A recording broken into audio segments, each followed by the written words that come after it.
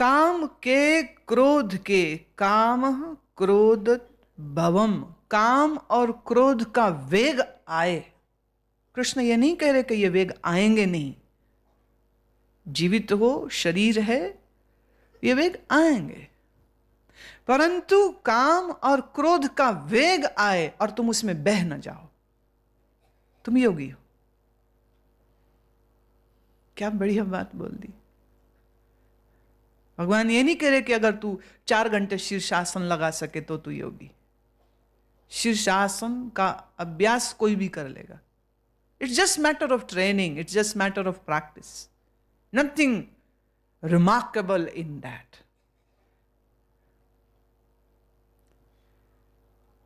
काम के वेग, क्रोध के वेग आए और तुम इस वेग में बह न जाओ। विवेकानंद अमेरिका में थे और एक बहुत हसीन खूबसूरत महिला आपके प्रवचन को सुनने आई। बाद में उसने एकांत में मिलने का वक्त मांगा। विवेकानंद ने उसको कहा कि आप मेरे होटल में आ सकती हैं मिलने के लिए। महिला जब मिलने के वास्ते उनके कमरे में पहुंची तो उसने एक प्रस्ताव रखा। उसने कहा कि मैं तुम्हारे बच्चे की मां बनना चाहती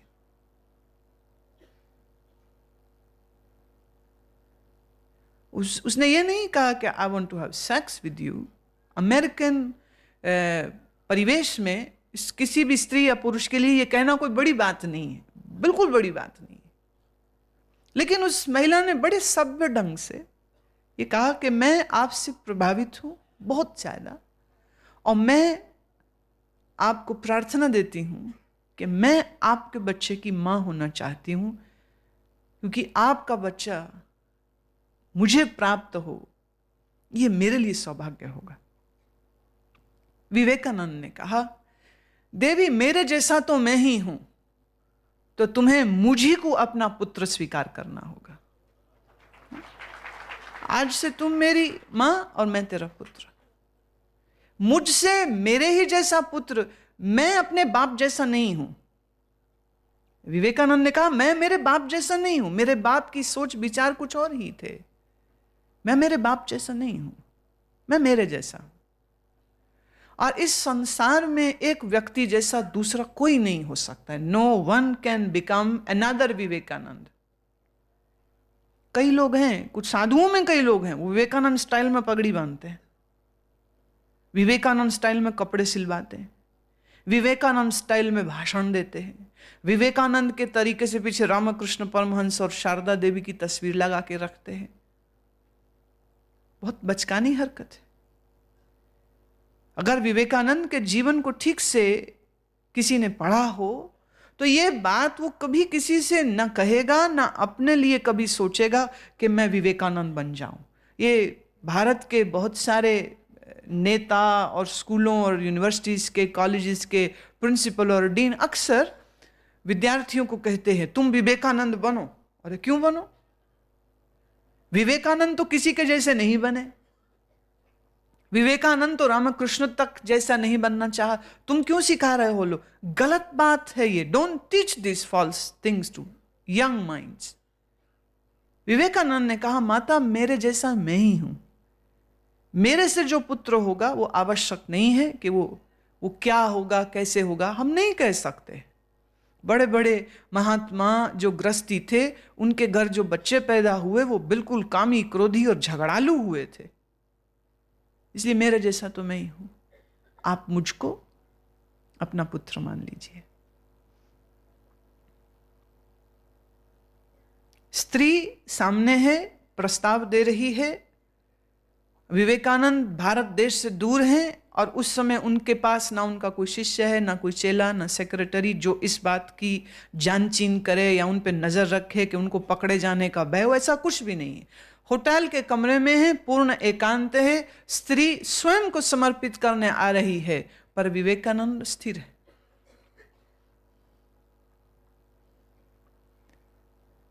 अवसर है एक तो वो लोग हैं ना जिनको जिंदगी में अपॉर्चुनिटी नहीं मिलती, अवसर नहीं मिला। बहुत सारे साधु महात्मा इसी चक्कर में तपस्या करते रहते, शायद मेनका हमारे पास भी आ जावे, आती नहीं। सोचते हैं अप्सराएं आती हैं। बुद्ध ने तप किया था तो मार की बेटियां आई थी, बड़ी खूबसूरत, बड़ी सुंदर। कोई ये भी सोच के अगर तप कर रहा हो, अवसर नहीं मिला। वो कहते हड्डी मांस की इन औरतों के पीछे क्या अपनी जवानी खराब करनी, अप्सराओं को हम तप से जमीन पर ले आएंगे, अप्सराओं को हम अपनी पत्नी बनाएंगे। विवेकानंद के पास एक खूबसूरत महिला मौजूद थी, समर्पित थी और उससे घनिष्ठ प्रेम रखती है। अब उसका प्रेम शरीर के तल का है। किसने कहा शरीर के तल का प्रेम खराब होता है? विवेकानंद ने एक बार भी नहीं कहा पापी औरत भाग जाए यहां से। विवेकानंद ने बहुत प्रेम से कहा मेरे जैसा मैं ही हूं, तो आप मुझी को अपना पुत्र बना लीजिए। That is a most decent thing for a man to say to a woman, the most decent thing. Vivekananda ने अपशब्द नहीं इस्तेमाल किए, विवेकानंद ने बदतमीजी नहीं की, विवेकानंद ने कंजर्वेटिव साधु की तरह रिप्लाई नहीं दिया है उसको, बहुत सम्मानजनक जवाब दिया। श्री कृष्ण यही बात कह रहे, तुम्हारे जीवन में अवसर हो जिसमें काम का वेग, क्रोध का वेग है, पर तुम स्थिर रहो, तुम्हारी बुद्धि स्थिर रहे तो जानना तुम योगी हुए। और भगवान कहते हैं यह शरीर विमोक्षणात्, इस शरीर के मरने से पहले पहले इस स्थिति को प्राप्त कर लेना।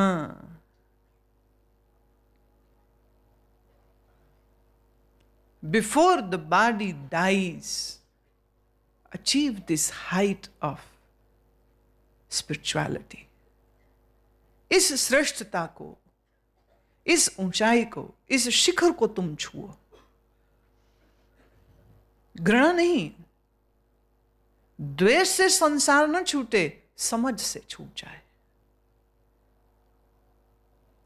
भगवान ये नहीं कह रहे हैं कि काम बुरा है, भगवान सिर्फ इतना कह रहे हैं कि काम के द्वारा जो सुख मिलता है वह अनित्य है और तुम्हारी हार्दिक इच्छा नित्य सुख प्राप्त करने की है। और नित्य सुख तुम्हें कैसे मिलेगा? नित्य ब्रह्म से ही तो मिलेगा। So make your choices correctly. What do you want? Then pursue the paths which will take you to your destination. तुम्हें अनित्य सुख चाहिए, संसार में जाओ। संसार का सुख पता कैसे? जैसे अंधेरी रात में बिजली चमके, अभी गुप अंधेरा, अभी अचानक से बिजली कौंधी और सब प्रकाश एक धुंधला सा प्रकाश हो गया, पर फिर गायब हो गया, फिर वापिस अंधेरा। और ब्रह्म का आनंद, ध्यान जनित जो आनंद है वो ऐसे जैसे सूर्य का प्रकाश। सूर्य का प्रकाश आता जाता नहीं, जब सूर्य उदय हो गया तो पूरे समय प्रकाश ही प्रकाश।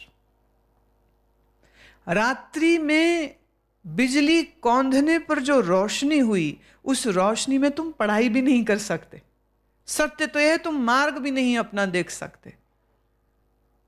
अंधेरी रात में बिजली की चमक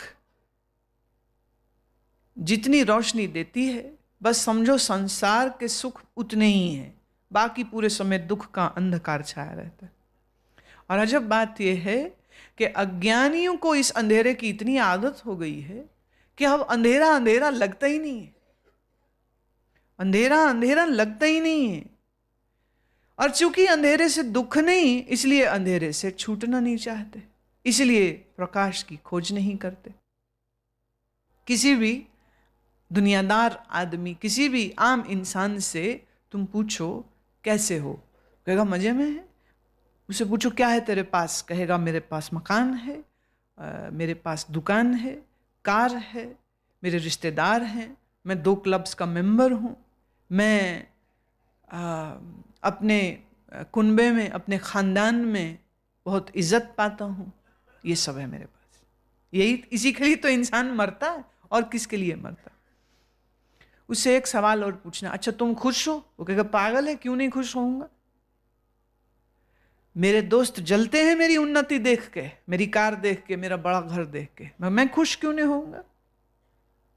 अब तुम उसको समझाओ, कह रहे संसार तो अनित्य है, तेरा ये सुख भी अनित्य। वो एक झापड़ मारेगा, अरे चल पागल से, चल निकलता हो यहां से, तेरा दिमाग खराब हो गया।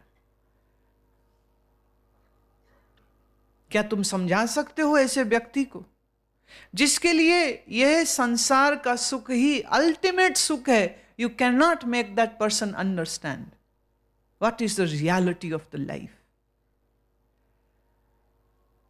अंधों को अंधेपने से प्यार हो गया है। अब अंधे आंख ठीक नहीं कराना चाहते, इसलिए भगवान ये बात कह रहे हैं कि इस शरीर के मर जाने से पहले पहले इस ज्ञान की साधना को कर लेना।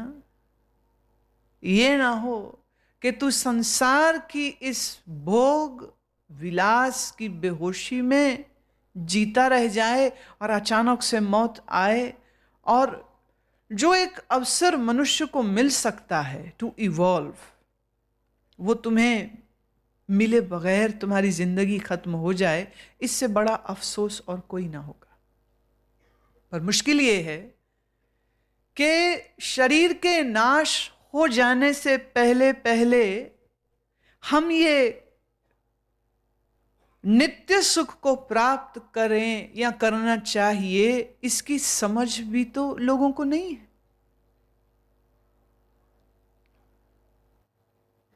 और जबरदस्ती हम किसी को समझा भी नहीं सकते। कोशिश करके देख लो, कुछ नहीं होगा, बल्कि तुम्हें लोग पागल कहेंगे। मेजॉरिटी, जो बहुमत है इस समाज का, वो सब इसी अनित्य सुख को ही परम सुख समझता है। आप तो माइनॉरिटी हैं इसमें। जो साधक है, जो गुरु से प्रेम करता हो, आपका कोई ऐसा मित्र, या यूं समझिए आप कोई पूछे कहाँ जा रहे हो, बोले ऋषिकेश में शिविर है, वहां। वो कहेगा पागल हो गए, 31 दिसंबर आ रही है, पार्टी है, मजा करते, कहां जा रहा है? बाबा जी लोगों ने बेवकूफ बना रखा तुम्हें। तुम उसे कहना नहीं नहीं कोई बाबा जी नहीं है, गुरु मां, तो कहेगा तो क्या हो गया? वो तुम्हें बेवकूफ कहेंगे। बड़ा कठिन। जिसने अपने वेगों को जीत लिया, जिसने अपने वेगों को सहन करने में, सोडूम सहन करने की जिसके अंदर शक्ति आ जाए, वेग आए क्रोध का, वेग आए काम का, और वो उसको हिला ना सके, वह योगी है और वो ही सुखी है, वही सुखी। एवंतः सुखो अंतरार्मस्तात्। देखिए, एक बात मैं इस श्लोक के बीच में छोड़ना नहीं चाहती हूं, मैं वापिस इस श्लोक पे जाना चाहती हूं, और वो ये है कि मेरे को बहुत से लोगों ने पत्र लिखे हैं और उन्होंने ये कहा कि हमने अपने अंदर झांक के देखा तो हम पाते हैं कि हमारे अंदर काम है, हमारे अंदर क्रोध है, कुछ समय पहले तक प्रेम था, ध्यान था, अब वो पता नहीं कहाँ चला गया, अभी फिर से क्रोध है, अब क्या होगा हमारा, हम तो गिरते जा रहे हैं, इत्यादि इस तरह की बात लिखी। एक बात समझने की है, और वो ये, जब तक रोग पूरी तरह दूर ना हो जाए, व्यक्ति के शरीर में पीड़ा तो होगी। जब आप दवा लेनी शुरू करते हैं तो एक ही दिन में कोई जादू तो नहीं हो जाएगा। दवा खानी पड़ती है, परहेज करना पड़ता है, व्यायाम करना पड़ता है, फिर धीरे धीरे शरीर पूरी तरह से स्वस्थ हो जाता है। खास करके अगर आप होम्योपैथी की दवा ले रहे हो, कभी कभी नेचुरोपैथी में भी, कभी कभी नेचुरोपैथी की जो प्रक्रिया है आप उसको कर रहे हैं, आपका रोग उल्टे और बढ़ जाता है। पर इसका अर्थ ये नहीं कि आपकी बीमारी ठीक नहीं होगी। डॉक्टर कहेगा धैर्य धरिए, be patient. You are already a patient, so be more patient. इसी तरह से तुम कहते हो कि पहले प्रेम ध्यान था, अब फिर से काम और फिर से संसार का आकर्षण हो रहा है, हम तो गिर रहे हैं. नहीं, गिर नहीं रहे हो. थोड़ा बहुत मन की लहर ऊंची नीची होती है. तुम ये क्यों नहीं मानते हो कि एक जन्म के नहीं जाने करोड़ों जन्मों के संसार के संस्कार हैं, आसक्तियां हैं, संसार का अनुभव है जो तुम्हें बार बार उस ओर खींच लेता है. कोई बड़ी बात नहीं. बड़ी बात यह है कि तुमको ये दिख रहा. अगर तुम्हें ये दिखे भी नहीं कि तुम्हारे मन की हालत क्या है, तो तब चिंता का विषय है. जब तुम्हें दिख रहा है तो यह चिंता का विषय बिल्कुल भी नहीं. सिर्फ इतनी बात की जरूरत है कि आप अपने गुरु से एक तो ईमानदार रहें और उनसे पूछें कि मेरे मन में ये जो उतार चढ़ाव आ रहे हैं या मेरे मन में जो वेग जग रहे हैं, मैं क्या करूं उसके लिए. आपका गुरु बतलाएगा व्हाट टू डू. वो बतलाएगा आपको कि क्या तरीका है. तुम पूछो तो सही, तुम करते क्या हो, या तुम डिप्रेशन में चले जाते हो. एक ने तो यहां तक लिख दिया कि अब तो जीने की ही तमन्ना नहीं रहेगी, हम तो सुधर नहीं सकते, मरी जाना चाहिए. अब ये डिप्रेसिव मोड में चला जाना तो बहुत गलत बात हो जाएगी. तुमने अब सुनना शुरू किया है. तुम कहते हो नहीं, हमें 6, 7, 8, 10 साल हो गए, कितना लंबा टाइम. रुकिए, किसने कहा यह लंबा टाइम हो गया. तुम्हारा संसार का अनुभव सालों का नहीं, जन्मों का है. तो जन्मों की आदतों को क्या तुम इतने जल्दी छुड़ा पाओगे. छूट सकती है, ये नहीं कि नहीं छूट सकती, पर हर व्यक्ति की एक अपनी स्पीड होती. कोई बात नहीं. मैंने कहा ना, आज सुबह ही ये चर्चा आई थी कि बुद्ध का एक भिक्षु 7 बार सन्यास छोड़ करके घर लौट गया. 7 बार. और बुद्ध फिर करुणा कर उसको हर बार वापिस स्वीकार कर लेते. मैं कहूंगी इस चेले की भी बड़ी हिम्मत है जो हर बार भागा, और यह भी हिम्मत है कि हर बार वापिस भी आ जाता था. कई ऐसे बेशरम हैं जो भागते हैं तो फिर उनका अहंकार बीच में आ जाता है तो वापिस ही नहीं आ पाते. उन्हें लगता हमारी बेइज्जती होगी. बेइज्जती क्या होती है भाई? इज्जत बेइज्जती कुछ नहीं होती. और तुम गुरु से इज्जत लेने के लिए थोड़ा ना आते हो. और जो महामूर्ख गुरु से इज्जत चाह रहा है उसका तो कोई इलाज नहीं है. तुम गुरु से इज्जत चाहने नहीं आए हो.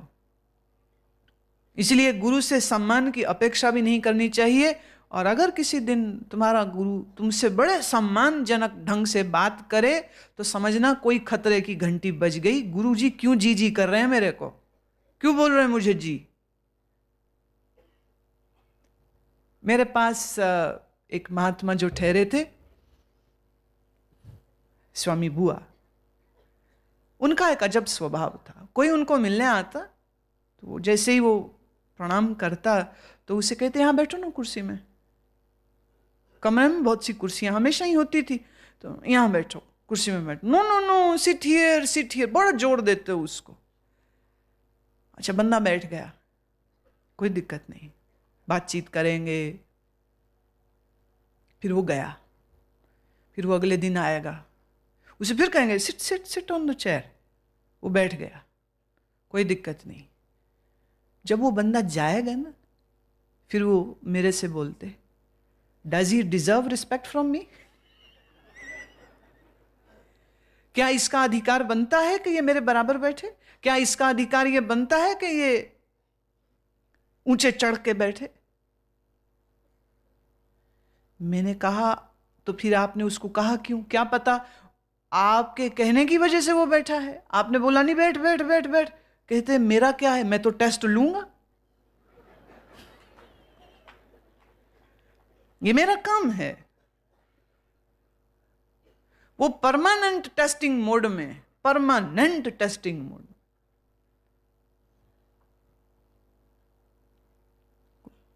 कुर्सी में बैठो, और जो बैठ गया समझो वो गया. फिर उनसे आप कुछ नहीं पूछ सकते। और फिर आप उनसे कोई बात करो, बात तुम कुछ पूछोगे, जवाब वो कुछ देते जाएंगे। बात उनसे कुछ पूछो, आप उनसे पूछो कि मेरे प्राणायाम ठीक कैसे होगा, वो कहेंगे ठंड बड़ी। आप उनसे पूछो मेरे को ये दर्द होती है, मैं कौन सा आसन करूं, तो वो कहेंगे अच्छा कार है तेरे पास, मैंने जाना था वहां पे। तो आदमी चिढ़ के कहेगा भाई ये तो ठीक से जवाब भी नहीं दे रहे, तो अपने आप भाग जाएगा। खुद बैठा रहे हैं, खुद बैठा रहे हैं। मेरे साथ उनका एक बराबर खेल चलता था। मैंने जैसे ही उनके कमरे में जाना, उन्होंने अपनी कुर्सी से, अब वृद्ध शरीर तो अब थोड़ा सा कमजोर है, भले 122 साल के हैं, लेकिन उन्होंने कुर्सी से खड़े हो जाना, अम्मा अम्मा हैज कम, अम्मा अम्मा। और उन्होंने फिर आगे आना ताकि वो मेरे पैर छू सके, और हमने पीछे हट जाना, और वो आगे आ रहे, मैं पीछे। फिर बहुत जोर से हंसते, अम्मा will not let me touch her feet, अम्मा इज वेरी स्मार्ट। जिसे फिर हमने बैठ जाना, तो फिर उन्होंने फिर पैर को मेरे पकड़ने की कोशिश करी, हमने फिर पैर पीछे कर लेना। खेल चलता रहता था, क्योंकि हम उनका खेल जानते थे वो क्या करते हैं। मेरे से तो विनोद था, उनका व्यंग था, पर मैंने ये देखा लोगों को बहुत बेवकूफ बनाते थे।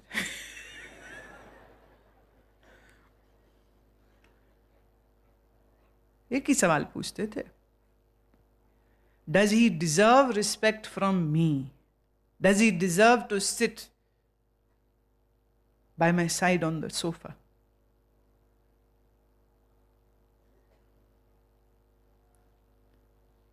और सच ये है कि जो इस तरह के टेस्टिंग मोड में हमेशा रहते हैं, वो ज्यादातर लोगों को कुछ सिखा नहीं पाते हैं, क्योंकि उनके टेस्ट पर किसी ने पूरा उतरना ही नहीं है। देखिए, जब गुरु टेस्ट करने पे आ जाए तो तुम 100% फेल होगे ही होगे। या वो तुम्हें तुम्हारी ममता से या अहंकार से या तुम्हारे द्वेष से, वो तुम्हारी कमजोरियों को जानता है, और अगर उन्हीं कमजोरियों को आधार बना के वो तुम्हारी परीक्षा लेने लग जाए, तुम कैसे पास होगे? कैसे?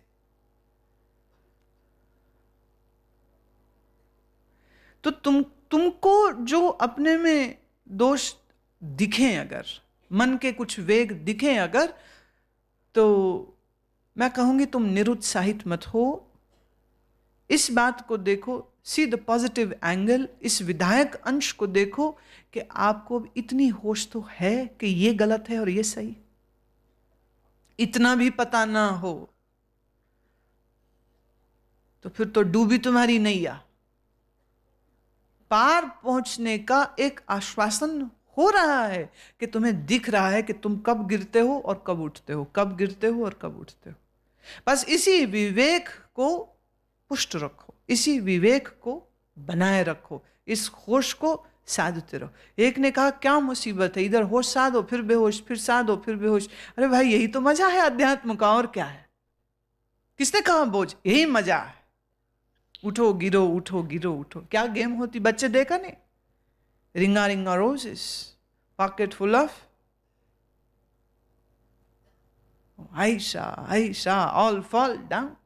वो खूब गिरते हैं, खूब हंसते हैं, फिर उठते हैं, फिर शुरू हो जाते हैं। रिंगा रिंगा रोज खत्म नहीं होता उनका, होता खत्म। तुम में से कितनों ने ये गेम खेली है, रिंगा रिंगा रोजेस वाली? तो बाकियों को भी सिखा देना। हाथ पकड़ो, एक दूसरे का गोल चक्कर बनाते हैं बच्चे, एक दूसरे का हाथ पकड़ते चलते जाते गाते जाते। अब ये कोई गेम हुई क्या? पर वैसे देखा जाए तो क्रिकेट भी कोई गेम है क्या? इतने बड़े हो गए।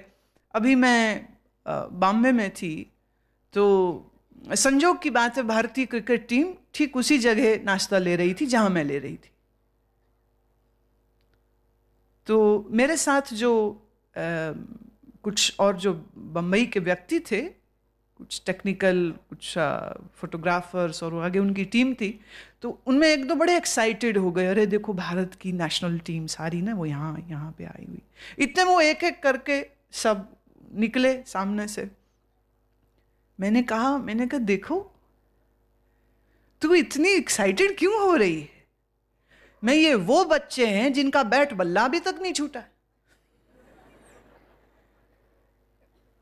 ये वो बच्चे हैं, बच्चे बैट बल्ला नहीं खेलते, हम भी खूब खेले। मैं ये वो बच्चे हैं जो शरीर से तो बड़े हो गए हैं और बैट बल्ला अभी भी नहीं छूटा है। So what is there, why are you getting excited? पर वही है ना, मन में दौलत शोहरत का इतना आकर्षण है कि जिनके पास वो दौलत और शोहरत को देखते हैं उनके चरणों में बिछ जाते हैं।